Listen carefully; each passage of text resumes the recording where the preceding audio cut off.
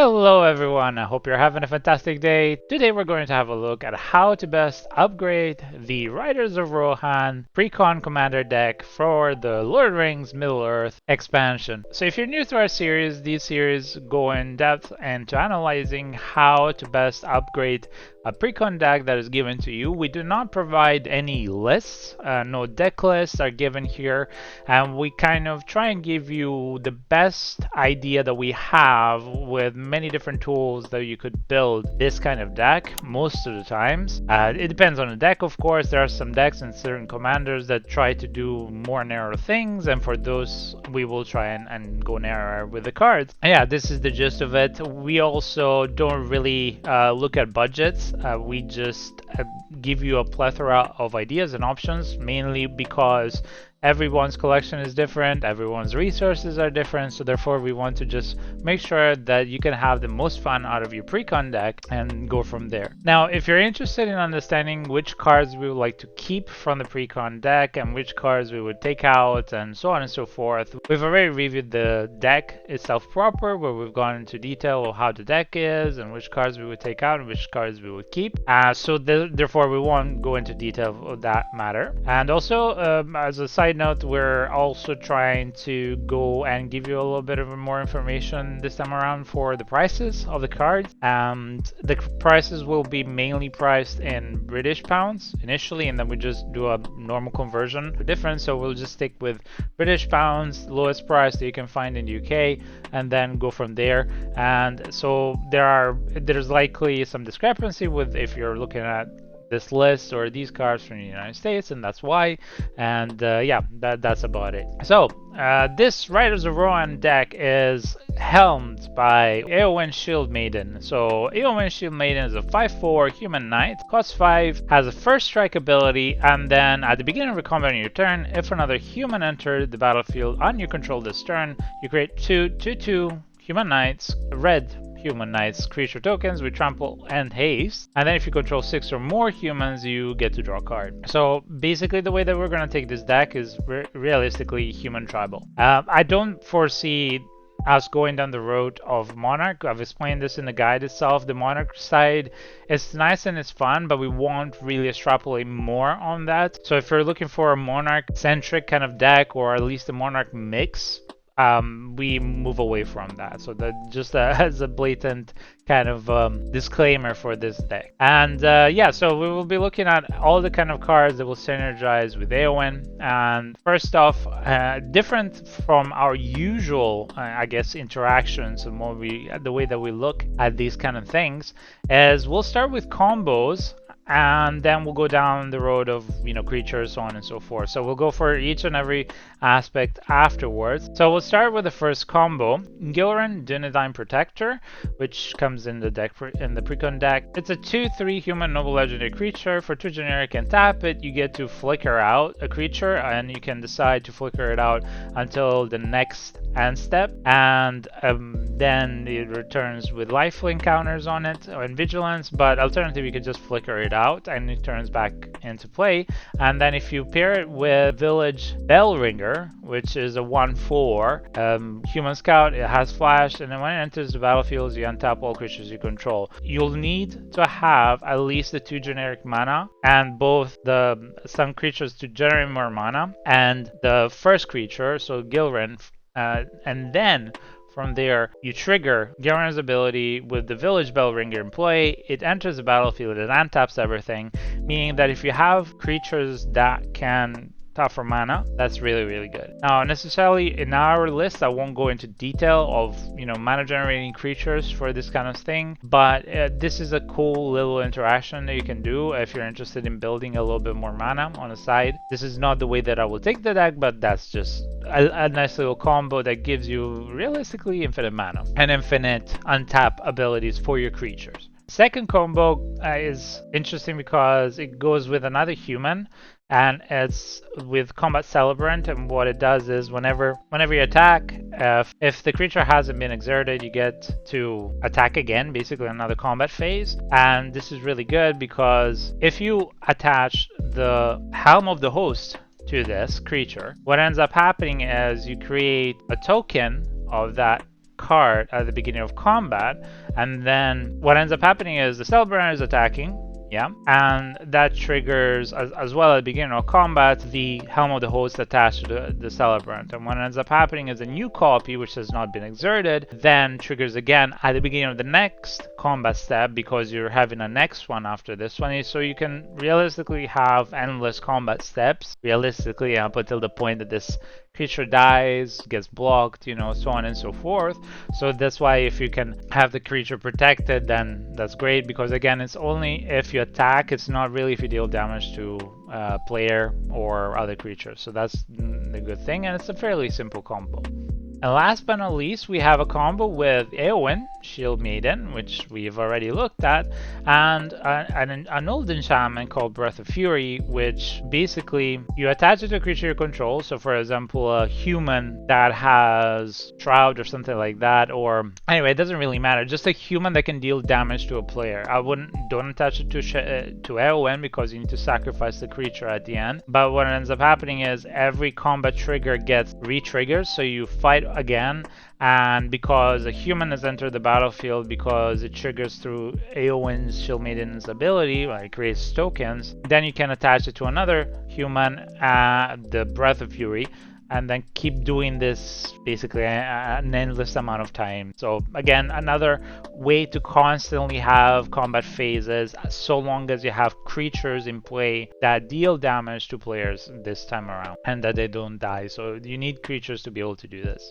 Of course, Eowyn has to stay in play for this to function. So next up, let's have a look at the creatures proper. So we will reiterate these cards and their specific, the combo cards that you've just seen into their specific slots or card types, but we'll start off. And again, these are in no particular order, they're just in the order that it's in my folder. So let's have a look. First off, I like the Recruitment Officer, because as a human player, you really want to be able to constantly fetch those other humans, and so long as you have 4 mana, you can always get this mana value 3 or less, and most of the humans are of that mana value, so that's really, really good. And it's just a great fetcher. It allows you to filter through your deck, get the top 1 card that you need the most, put in your hand, and move on from there. Then we have Thalia's Lieutenant, which is another great card. It's strong in Pioneer, and well, overall just strong in any human deck. It just puts +1/+1 counters on all humans when it enters play, and then when a human enters play, it buffs him. This is an amazing, amazing card. So it's play self-explanatory as to why you want it in a human's deck. Mother of Runes is another really great little creature that can allow you to protect your humans. Then we have one of the new cards that come in one of the new Commander precons, which is the Slivers precon. It's Titan of Littjara. We've already kind of reviewed this in our shorts, but basically this is a constant card draw for any tribal, and even though it's really expensive, it's still a 6/6 for 6, so it's really big enough that you don't really, it's quite big enough that you don't have to worry for it to die too easily, and at the same time it just draws you a lot. It's a good card to have, and it's one of the most, if not the most expensive of the newer cards that will come in the Commander Masters set. Now you have another cheap card that's quite decent to buff it up, and this is the Akron Hoplite, and this allows you to just attack, and whenever you do, it gets +X+0 equals to the number of attacking creatures you control. Again, humans are very low to the ground and wide. You tend to create either tokens, or you tend to have a lot of humans on play, so this one can become really, really sturdy and quite damaging to your opponents in and of itself. And also this creature is good because of one of the enchantments that we'll be using, which is Reconnaissance. A little bit of spoilers ahead, but yeah, because if it's very big, but should they try and kill it really quickly, maybe you have no Shroud or other ways to deal direct damage, or sack it to deal damage to other things equals to the power, then you can just take it out of combat. So that's always good. Next up, we have another classic. This is a modern humans classic. It's called Champion of the Parish, and this is a 1/1 that just grows bigger every time another human enters the battlefield under your control. So it's basically the Thalia's Lieutenant second part. It's just a 1/1 for 1, really good, and it grows really, really big in a deck like this. Then we have Adriana, Captain of the Guard, and this allows to give melee to other creatures you control which is really nice. So whenever you attack, a player creature gets a +1/+1 for each player you've attacked for that turn, and that just grows your army quite significantly. It's a bit of more of an expensive card, but it's not a bad one at all. And then you have Turi Dominon, which is a 3/3 human knight, is a vigilance trample creature, which is amazing for this kind of human deck because when it attacks, all attacking creatures get +1/+1, and then for red creatures they get to have trample, and for white creatures you get to untap them, effectively giving them vigilance. Then another classic that's more Pioneer Center is Dauntless Bodyguard. It's a simple 2/1 that can help you get on the board really early, but at the same time protect your commander, for example, from spot removals. Another great one is Giant Killer, which allows you to either kill something really big when it goes on an adventure, or overall just becomes an icy manipulator kind of card where you can tap creatures that might be really annoying. Another decent human, I believe, is Robber of the Rich. It allows you to swing at your opponent, cast the top card of their deck while spending any mana of any color, so that's really nice. And yeah, it's quick on the board, it's a small body, and it can get you to, well, be really annoying because I've played against decks that could play my top card for whatever reason whenever they did something, and it can really put a wrench into the plans of the opponent, especially if it's an opponent that really needs to be taken off the board really quickly. Another great one is Talia the Heretic Cathar. I won't use the other Talia, the Guardian of Thraben, because necessarily in Commander you don't really worry too much about mana past a certain point, so casting spells costing one more is not a big deal. But this one is really annoying because it puts a dampen on all the non-basic lands and all the creatures that opponents play, meaning that, yeah, you are going to be really advantaged in every turn and they need to remove it off the board ASAP. Another great one that's been introduced with the latest set, The Lord of the Rings, is Eowyn, Marshal of Rohan, which is a great human knight. Whenever one or more legendary creatures attacking die, you untap all creatures you have and you get to attack once more. So as you can see, there's a theme in this kind of deck. The way that I'm building it is you get to have a lot more chances to attack. Of course, you need to have a legendary creature die in this instance, but there are quite a few creatures for whatever reason that will die. And always, if you want to work more off of Eomer, you can look into bringing more ring temps ability cards that or spells that I don't have at the moment put into this kind of build of the deck, but it's something you can look into. Another amazing card for humans is Faramir, Prince of Ithilien. Is insanely good because once it's on the board, if an opponent doesn't attack you and you choose the opponent, then you get to draw a card, and if they attack, you create 3 human tokens. That's just an insane card that needs to be dealt with ASAP because otherwise your board presence or your draw advantage will become insane. And then going into that, Coppercore Vanguard, that's another amazing card that you should have in any human deck. It powers up all other humans and it gives them Ward 1, which is extremely good. And yeah, it just overall can buff and gives you basically like an anthem.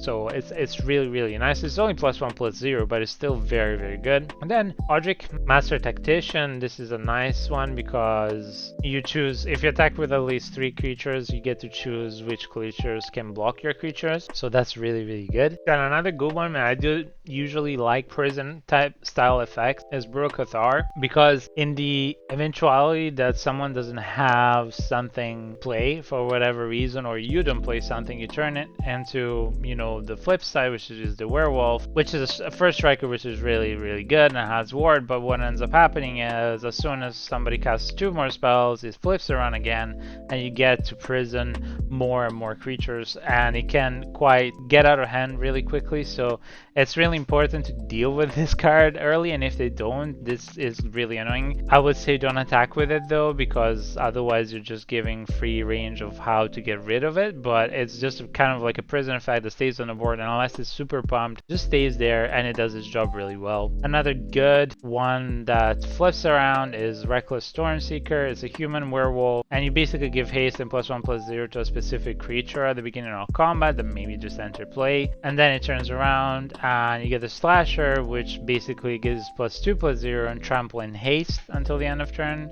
It's not a human anymore on the backside, but it doesn't really matter. It's still a very strong creature. and then when it becomes day again, it turns around and it's still a human. So either way, you're getting benefits out of this. Then you have a staple for humans, and I really love playing in Pioneer, is Adeline. This is insanely good. It grows immensely on a large board.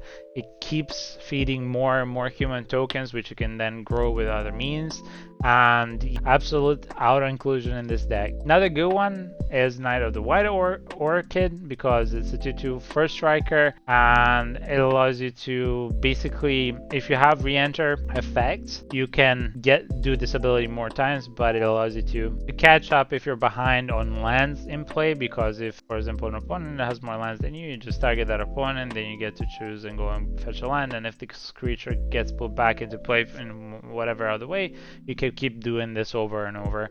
So that's quite good. Another good one is Mentor of the Meek.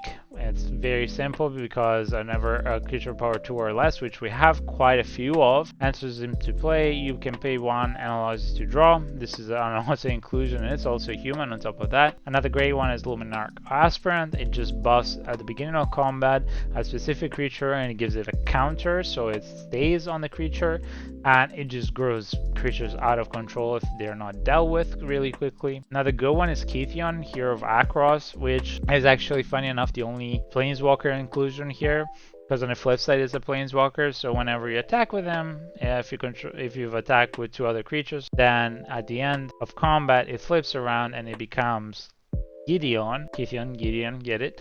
And yeah, you can give it indestructible because it's a small creature, so in the end you can have it attack no matter what. So if you keep the mana, it stays into play, and then it becomes Gideon, and it's just really, really good because you force a creature to attack it in the next turn instead of attacking you, and then you can alternatively turn it for 0 into a 4/4 indestructible human creature which attacks and can get buffed like other humans, or you can just give indestructible to a specific creature. So it's really, really strong. Another nice one, it was first introduced in the Ravnica block. The first Ravnica block is Agros Cost, and basically this is a human soldier that when they attack, it allows it to give red creatures +2/+0 and white creatures +0/+2. So this is quite a cool inclusion, and it works really well with the current setup. Another one which I didn't even know before, so in this research is the first time that I actually saw it, is the Walking Dead tie-in Rick, Steadfast Leader, and it's a fairly expensive card, so it's not easy to get, but it's a 3/4 human soldier that allows you to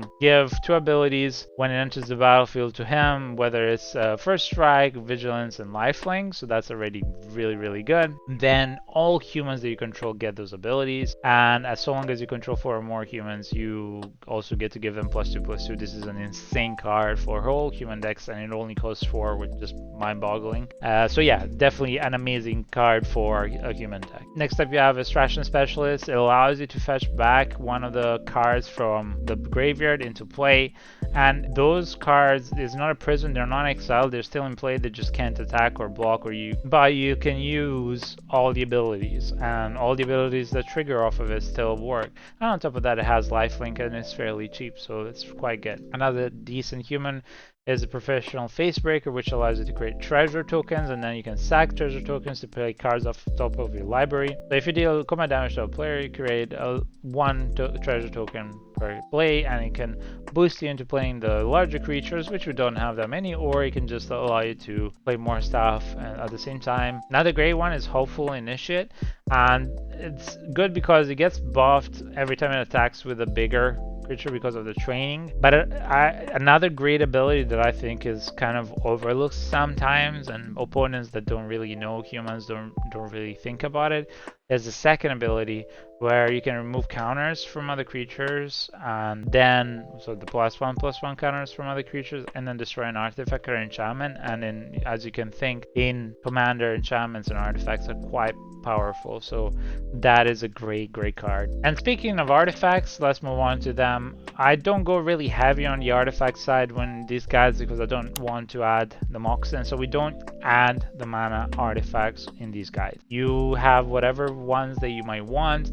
There are some decks that need them more than others, but realistically this is not the deck that you need to have, you know, the Chrome Mox or the Jewel Lotus, the Lotus Petal, the Mana Vault, the Mana Crypt, so on and so forth. You know, you have them, play them, you figure it out. Just like for the lands, you'll see we don't really go into detail on the lands because everybody has their own land bases, but we will try and give you an idea of what artifacts could synergize with the deck. And for this kind of deck, because you're playing creatures and some of the creatures you want to keep into play and defend them and protect them, we're going to go first off with Swift Foot Boots. It gives hexproof and haste to target creatures. So for example, Eowyn or all the other creatures that we want to keep alive, to keep enabling the triggers that they have. This is great because at least it's providing some hexproof ability, and alongside the Mother of Runes you can do that. Another great one is the Lightning Greaves for the same exact reason.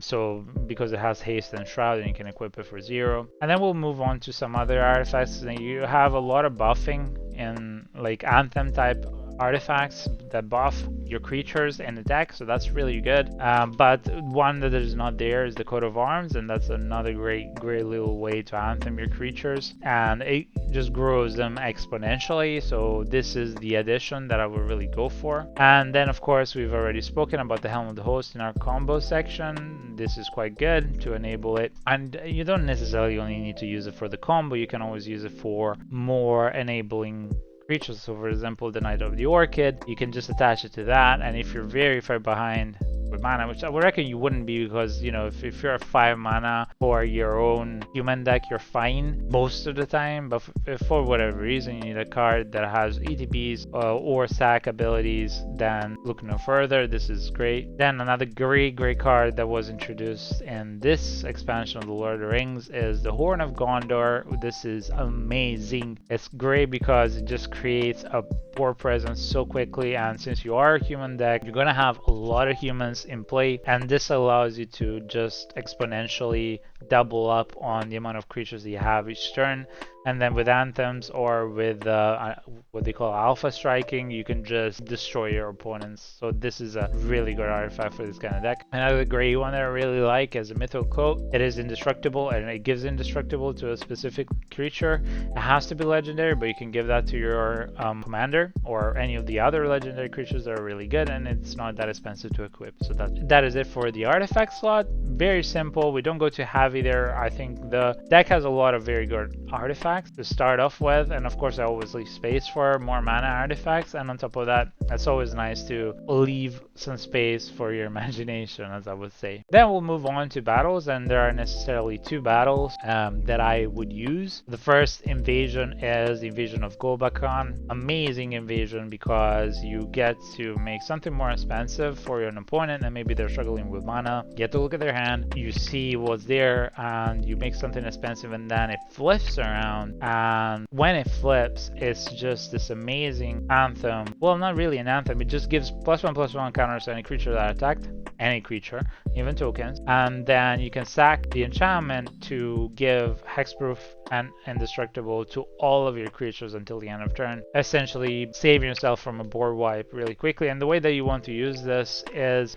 very simple. You don't want to cast it on turn 2, you want to cast it on a turn that you know you're going to be able to flip it around. Of course, you're not playing competitive here, so it's not as important, but it's important to think about battles in such a way that, okay, I know I'm going to flip it around really quickly, I'm not going to be spending too many turns just pumping damage into it. Of course, if you have unblockable creatures, then it's not a problem. And then we have the Invasion of Belanon, which is a simple invasion that creates a blue-white knight, which is not necessary for us, but when it flips around, you get to +1/+1 all of the creatures. So that's nice. I would rather go with the Invasion of Golbakan, but since it's going a bit more on the expensive side, an alternative, I would use both of them realistically, because it's always very good to be able to buff your creatures. And that's it for our battle. Then let's have a look at enchantments. We'll start off with the usual suspect, what I call it, because Smother White Tide is present in all of our enchantment or the white decks, and this is just a great little card.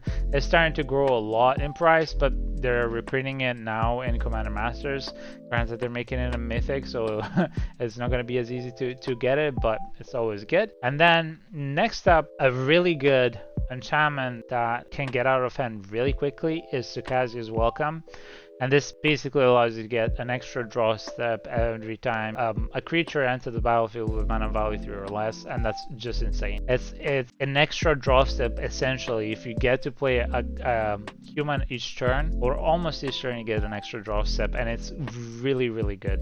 I can't stress it enough. It's a great card. Next up, we have the Breath of Fury, which we discussed in our combo slot. So this is a great combo maker with our Eowyn. Then we get Kindred Discovery, which is an amazing draw engine for tribals. So this is something that is a must for almost all tribals, I would say. And so just a great little card overall. If you get blue, play it. Then we have a card that I haven't seen in a while, funny enough, Outlaw's Merriment, and it's an enchantment that at the beginning of upkeep you get to choose a random thing for it to happen, and it just generates either of the 3 humans, which is quite nice. And yeah, you just get to generate an extra free human each turn, and either way you're creating more bodies to make your triggers and your anthem more powerful. So that's overall great. Another one that I hinted at earlier is Reconnaissance, which is something amazing for first striker creatures, so for example our commander, or for creatures that when they're in combat might die. You can just take them out of combat, so you still trigger the combat because they go and attack, and then you take them out of combat and then prevent all damage, and it's free. So it's a really good ability to have on a 1-cost enchantment. So this is really amazing for tribals, and even more specifically for humans and knights. So definitely a great card to have. Another good card that you could play around is Rhystic Study. If you have it, I wouldn't go out and break the bank, because you know you already have a commander and quite a few ways to draw off of other cards, but great card to have. If you have it, definitely play it. Another new good card is the Dawn of a New Age, which is really nice because you have, I don't know, 5 creatures in play. It's an enchantment, you play it, it gets counters depending on how many creatures you have. So let's say in another example you get 5, and at the beginning of your end step you remove a counter from it, and then you draw a card. So you get 5 extra draws for just 2 mana, and then at the end, when it's the last one, you sacrifice it and gain 4 life. So that's really good in weenie decks, in token decks, and this is the kind of deck where I would use it. Another great one is Flower in the White Tree, an anthem. This specifically buffs legendaries very well, so it's +2/+1 in ward, and also it buffs non-legendary creatures +1/+1, so that's always nice. Another great enchantment that is used in competitive that is really good is the Wedding Announcement. Now this is a great card. The front side is really good because if you have attack with 2 or more creatures, you get to draw a card. Alternatively, you get to create a body, a 1/1 human token. Then it flips around and it becomes an anthem. So creatures you control get +1/+1, so that's always nice. And that's it for the enchantment. Let's move on to instants now. There are some good spot instants in the deck itself, but I wouldn't go too heavy, and also some good board wipes, but I wouldn't go too heavy on that side, and I would move more towards trying to protect my tribal even more, because the importance of tribals is being able to keep the bodies so that you can go even wider or higher depending on how you build it. So the first card of this group is Teferi's Protection. Great overall flicker. Flicker everything out, including yourself. You're phased out, and then you just come back into play. This is something defensive. You want to play it if you're about to lose something really big, or you know, board wipe. Definitely a great card. Another one is And They Shall Know No Fear. So you know, creatures type, not only do they get +1/+0, so humans get +1/+0, but they get also indestructible until the end of turn, and it only costs 2. Plus Maneuver is another great one, and it costs nothing if you have the commander in play, so that's always good. It gives indestructible until the end of turn. And then you have Chroma's Will, which allows you to basically buff immensely. This is kind of like the Alpha Strike, where you call the go wide and then go home kind of thing. So this is an effect I love to play in tribals, because if you have your commander, you can do everything that it says on the card, and basically you give all the abilities to all your creatures and they just become huge. Then another great instant to go and fetch the enchantments that we were speaking of, or the artifact, depending on what combo you want to build, is Enlightened Tutor. I usually don't go too heavy into the tutors as well. You can play them if you have them, if you want them, but realistically, the Enlightened Tutor is one that I would play because of how useful it is. And this is kind of, I wouldn't say necessary, you can play without it, but it's very good with the synergies in a combo. A great little card that I love from the Lord of the Rings is Reprieve. I love this card. It just returns target spell to its owner's hand, so if they play something that took forever to cast, yep, you just return it, and you also get to draw a card. Not necessarily in this kind of deck, but it's always a nice little card to have and create a little bit of saltiness around the table. Then you get called the Copper Coats, which is a great instant because when you cast, you get to create human tokens by spending X more for every opponent. Basically, if you have a lot of mana, you can multiply this, but the idea is you have an opponent that has a lot of creatures, and then you just create that many 1/1 white human tokens to prevent you from dying, or to just create board present, and then you just pay 2 to copy it for every other opponent. So all in all, it creates a huge board presence, and with the Anthem effects, that's really nice. Another good card is Boros Charm. Fairly simple. Either does damage or gives indestructibility to your permanents, or a double strike to a creature. Staple of these colors, so for Boros is really good. Clever Concealment is another one of those defensive instants that I would play, and it's definitely really good. Next up, let's move on to sorceries. The first one that we have is Mass Appeal. Draw a card for each human you control. You get to draw a lot of cards. Of course, you want to have ways to play those cards, so be very careful and mindful how you play it.